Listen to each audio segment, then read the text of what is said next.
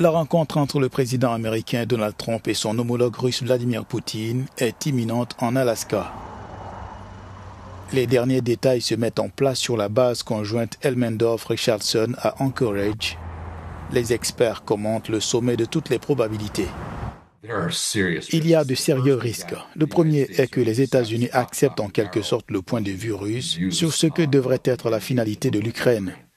C'est le premier risque. Le deuxième, c'est qu'il y ait une sorte d'accord, disons, accordant un cessez-le-feu, ce qui est une bonne chose, mais sans rien qui puisse rassurer l'Ukraine ou les amis européens sur le fait que la Russie ne constituera pas ses forces et n'attaquera pas l'Ukraine ou même un autre pays européen par la suite.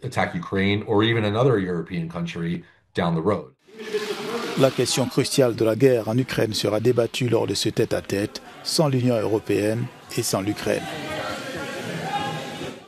Trump est un très bon négociateur en raison de son expérience dans les affaires. Mais il s'agit d'un type de négociation différent de celui auquel il est habitué dans le monde des affaires. D'accord, il considère probablement qu'il s'agit d'essayer de créer une situation gagnant-gagnant ou au moins pas une situation perdant-perdant. Le point d'achoppement est le territoire.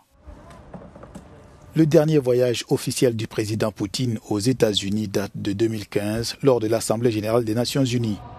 Cette fois, les enjeux sont énormes dans un contexte de tension internationale et le dispositif sécuritaire et médiatique semble le confirmer sur place dans cet État du nord des États-Unis.